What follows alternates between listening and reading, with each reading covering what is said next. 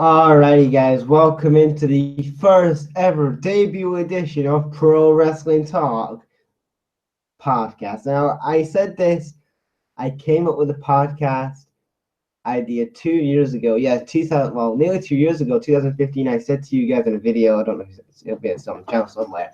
I said to you guys that I'm going to be doing a podcast. Now, I never got around to doing it at the time because I was always busy with school and stuff like that. But now I have some time on the weekends. On a Saturday, so this is gonna be like a Saturday thing. And I know I might mention SmackDown Raw a couple of times, but in my opinion, I just want to talk about really instead of doing the 3 count thing, I want to really talk about like I've always wanted to do a podcast. Passion of mine, really, for the last I've been always interested in how people on the radio like talk about their topics, like if it's sport or if it's I don't know TV or movies. I've always been interested in being one of those, like a personality on the radio. I don't know if that'll ever happen, but yeah, I'm doing it on. I am going to get guests on the show. At some point, I might. I've got a couple of people I want to, co-host with as well. So I mean, I'll tell you guys how to contact me. I'll have my email address in the links in the description box. Well, not the link to the email. I mean, my email address will be in the description box. Well, anyway. So topics tonight we're talking about obviously WWE news, Impact Wrestling news, Paige and Del Rio. Yes, Paige and Del Rio are going to get a roasting tonight. Bryan, they've had their baby, and also Ring of Honor and other news. So let's get into it. First, we're talking about SmackDown Live. So SmackDown Live this past week was a good show. It came from London, England, and basically, we had Randy Orton coming out. He basically talks about Jinder Mahal and how he's going to defeat Jinder Mahal at Backlash, and he also talks about how Jinder Mahal was interfering in the match at Backlash. And in my opinion, I don't see Jinder Mahal winning the title at Backlash, even though I don't think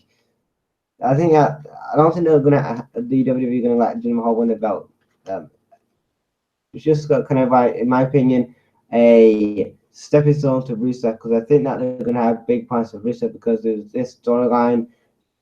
If Rusev doesn't get what he wants, that he's going back to Bulgaria. I don't know if it's going to happen or not, but yeah, Rusev going to feud next. So I don't see them putting the title on Jinder Mahal at this point. So yeah, I'm interested in that Rusev and Randy Orton feud. I wonder how that would go. But yeah, overall the show is pretty good. We have a 6-man tag match between the main event was basically AJ Styles, Randy Orton, and Sami Zayn versus Baron Corbin, Jinder Mahal, Kevin Owens. The heels go over. Thought it was a good match. And then we had, obviously, the women. We had Charlotte, Becky, and Naomi in this like kind of faction versus, obviously, the Welcoming Committee. Now, in my opinion, I'm thinking to myself, like, the worst, goofiest name possible you can think of is the Welcoming Committee.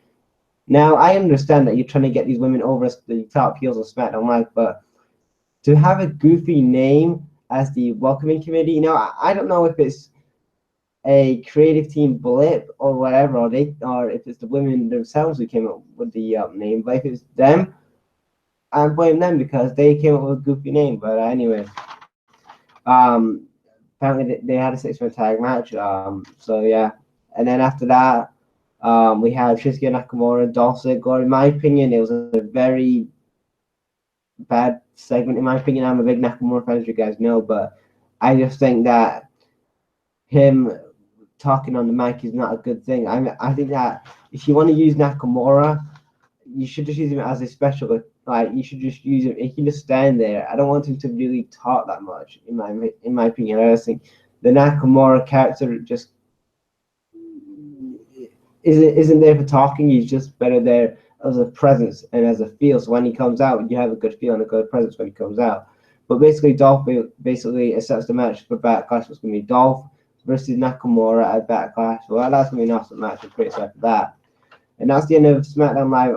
On to NXT this past week. Now, I haven't talked about NXT in a long ass time on this channel, so I am a bit rusty on something. So apparently, the main event this past week was Hideo Itami versus Roderick Strong for Bobby Roode's NXT title at NXT TakeOver Chicago. It was a really good main event. Hideo Itami was with a GTS. Obviously, say Hideo Itami versus um, Barbuda NXT Takeover Chicago, and then we had DIY versus what is it, the Revival versus the Office of Pain in a ladders match. So I think that's gonna be awesome for NXT Takeover Chicago. Then we had Oscar flipping out backstage of William Regal saying that there's no woman on the NXT roster in her league, and then basically Regal says, you know what, NXT Takeover Chicago, you're in a triple threat match. So, yeah, I think he said it against all the women. So anyway. So that was NXT. Let's go to Impact Wrestling now. I haven't talked about Impact Wrestling for a long time. So a lot of changes on Impact Wrestling, including the name. The TNA is no longer the name, obviously. TNA though. I was not looking on the website, and I've done this video before where I said like, TNA website is garbage. Okay, so I was on their shop website a couple of days ago, and I see them I just see a ton of ex-TNA stars who are now in WWE who are on top of the list. Like they've got Kurt Angle sunglasses, or they've got the best of AJ Styles videos, volume 1, 2, and maybe 3 up there. Then you have the best of Sting up there, a very carbon copy of WWE. And then they have so many ex WWE stars covered on their Impact website and their own roster. If you're trying to develop Impact Wrestling if you want to scrub TNA away from, let me phrase it this way. If you want Impact Wrestling to grow as Impact Wrestling and not TNA anymore, you focus on your actual current roster, not your roster you had a couple years ago. And you're supposed to actually promote those guys. And in my opinion, I looked at this last episode of Impact, and I was thinking, I am glad I did not watch Impact Wrestling because it was the drizzling shit. It's all we have on Impact. So these are the main stories. And I know the TNA diehards are going to send all the comments and they're going to, whatever. But I don't care. This is my opinion. Okay. TNA is barely surviving. TNA, Impact Wrestling, whatever, is barely surviving. I mean, they have a television network in the UK, great, but they're barely surviving. I mean, you look at where TNA was a couple of years ago. Okay, I was looking on YouTube today where they was, I think, in 2014. I know they weren't in a good position, but they was better than they are now. Having decent crowds in the UK and stuff, and they was doing pretty well. And then you look at 2017, and they're absolutely awful. I mean, we had Del Rio versus Magnus for the GFW Championship. So it looks like now Jeff Jarrett's GFW, we all know that has failed. So now Jeff Jarrett is saying, fuck it, we're going to have GFW and Impact Wrestling merged together, which I knew that was going to happen at some point anyway, because Jeff Jarrett had the same ring as Impact Wrestling anyway. So, and clusterfuck of a fucking thing. And what the biggest feud is on Impact Wrestling for you guys who don't watch is JB versus Josh fucking Matthews. Yes, the guy who blocked me on Twitter. Yes, JB and Josh Matthews. Josh freaking Matthews are the main feuds on Impact Wrestling. Yes, and this is the company that says it's going to focus on more wrestling and less of the bullshit, and they still focus on the fucking announcers, and they focus on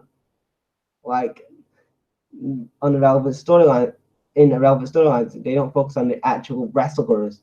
And oh my god! And then you know what else happened? I don't know if this is aired or not, but Scott Steiner is back in TNA. I mean, this is how bad I mean, you know what? I'm surprised if TNA can last 6 months. If it lasted 6 months, if it lasted to Falcon Glory, then I'll be shocked. But I think every time I say that TNA is going out of business, I think you know what? They're gonna go out of business. I'm like, damn, they say another year. They're like the company that never dies. I mean, but I don't want TNA to die or Impact Wrestling. I mean, in my opinion, it's just a drizzling shit right now. And you look at how it was a couple of years ago, it's not the same. So, yeah. On to other news here, I want to talk about some good. I've got a couple of rants here. Well, I've got 2 rants. I'm not gonna. well, I'm gonna rant about the one YouTuber in a minute, and then yeah. But first, I want to talk about this Paige Del Rio. Okay, so Paige and Del Rio. So apparently, they've been in the news again recently. So apparently, Paige was apparently bitching over, apparently trashing WWE with Del Rio recently. Well, I think it was a couple of days ago, talking about how I think she did an interview with somebody, and she was talking about how basically she ain't gonna come back to WWE, and how they didn't prescribe her medic, they didn't give her medicine, and it was a drug. About all this, well, about the wellness policy and stuff like that, and basically trashing WWE. And then you had Del Rio, who basically say, "Oh, everybody in WWE is fucking cunts, and they don't know what they're doing in WWE. They're all pussies. Oh, I'm sorry, I'm drunk." Okay, Del Rio and Paige, who made you stars in WWE? Oh, let me think. Oh, who was it? Oh, yeah, you went to McMahon Land with Triple H, with Vince and Triple H, and they made you stars. I mean, without being in WWE, would we know who W and Page were? Maybe, maybe not. But to bash a company just because your girl got suspended because she took illegal drugs like fucking weed or something, like I would understand if it's medication because obviously you gotta let them have medication, but if she was smoking illegal stuff like weed or something. And I don't know if it's other weed smokers, but she was smoking something illegal, and that shouldn't be happening. And you know what? WWE is a business, and they don't want to have any bad publicity.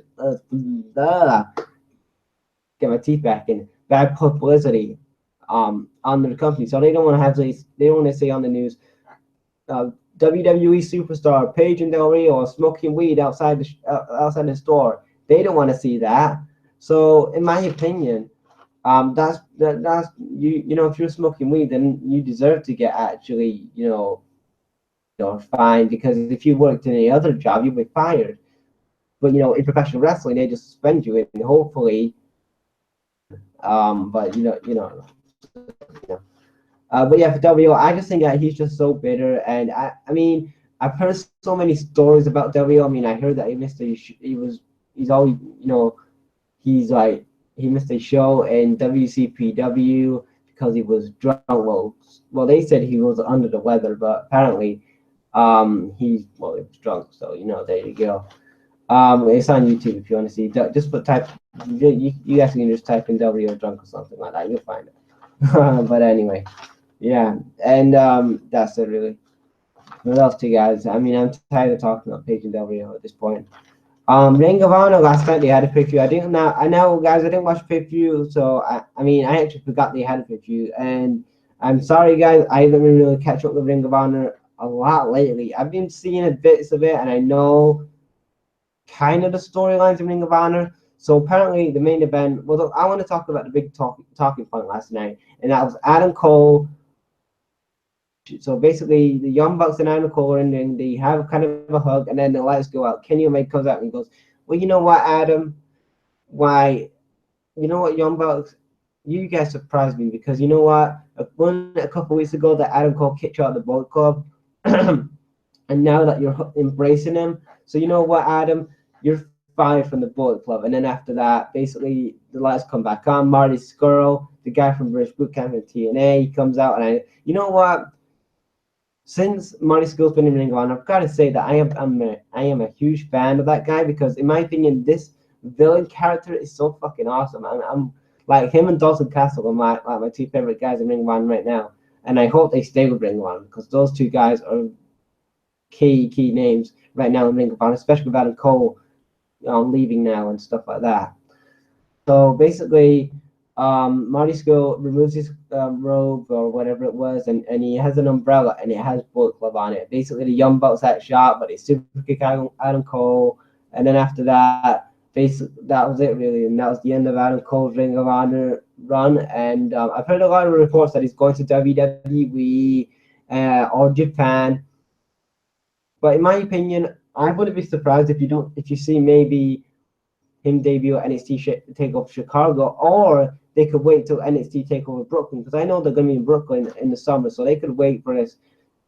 Have maybe a short term deal in Ring of Honor, in New Japan because he can still work Ring of Honor because New Japan and Ring of Honor are still partners, and he can still do that, but he wouldn't be a full Ring of Honor.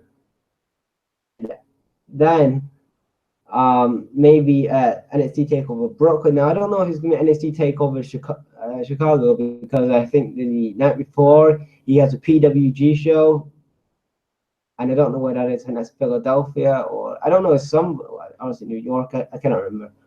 But yeah, I think the best way to book Adam Cole is I wouldn't have him debut at NXT Takeover Chicago. I would maybe build up a video package for Adam Cole because make him feel like a big star in WWE and build him up in NXT as this top international superstar. Say he's been in Japan and stuff like that.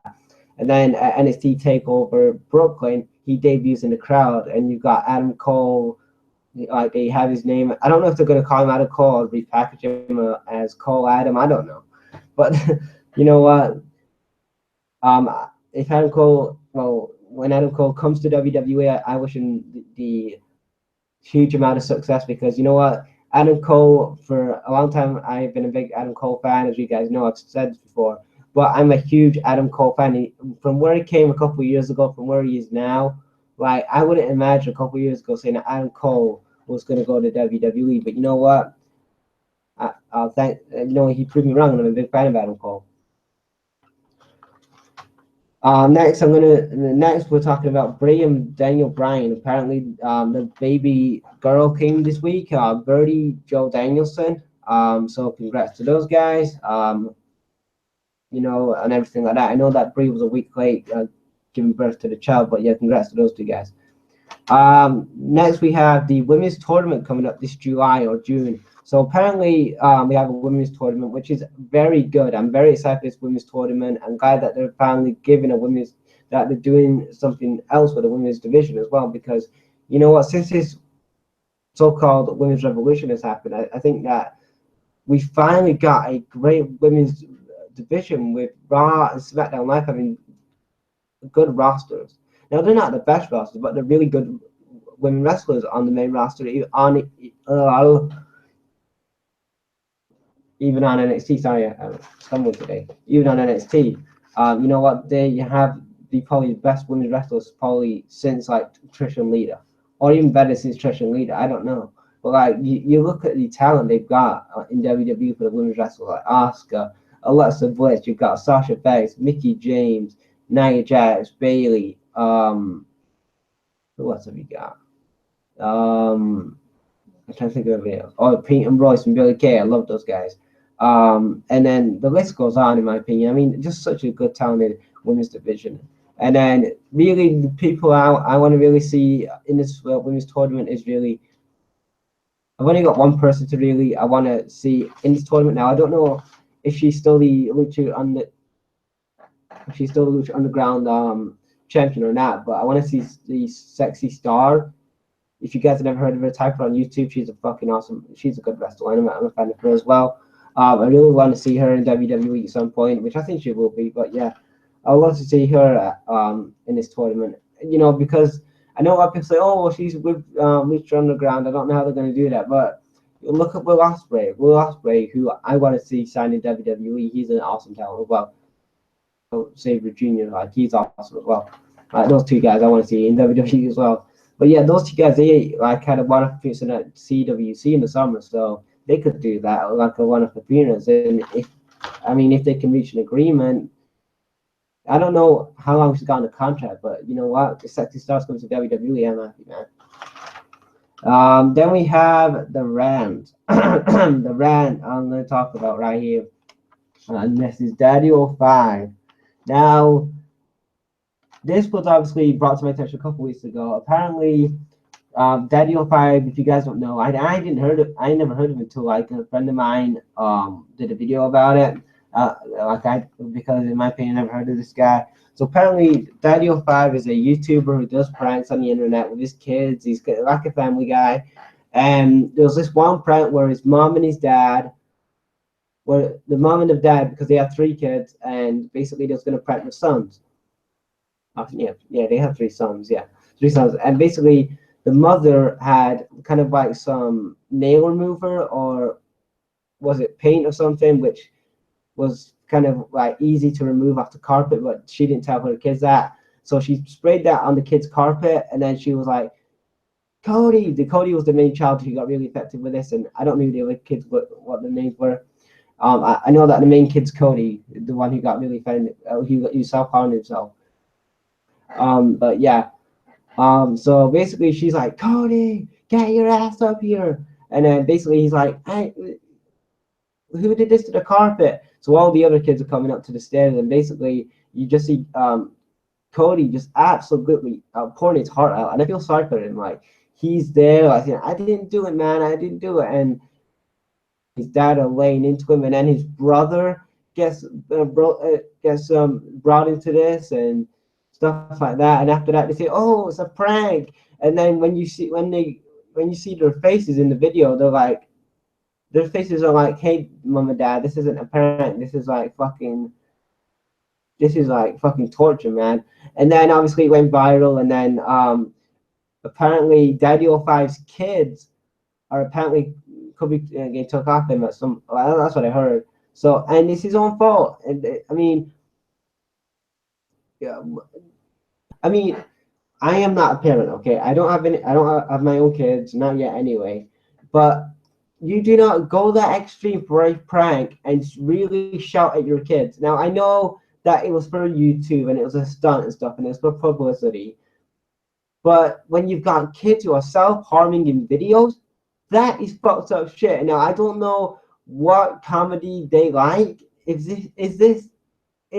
this is comedy, then I'm a bit worried of what goes through their brains, or if they have any brain cells. I'm talking about the parents at this point, have to actually put their kids through that. And it goes like to me, that they just don't care. They just did it for publicity and stuff like that. And I mean, I just feel terrible for the kids. And you know, if the kids get took off, the Daddy 05 and the mom, then it's still people to blame and stuff like that. And I know that they did a video a couple of days after that prank, and they said, "Oh, nobody's getting harmed here" and stuff like that and whatever. So after that, but yeah, like I said, that video just was so cringy and just, well, I really felt sorry for the kids and stuff like that in that video.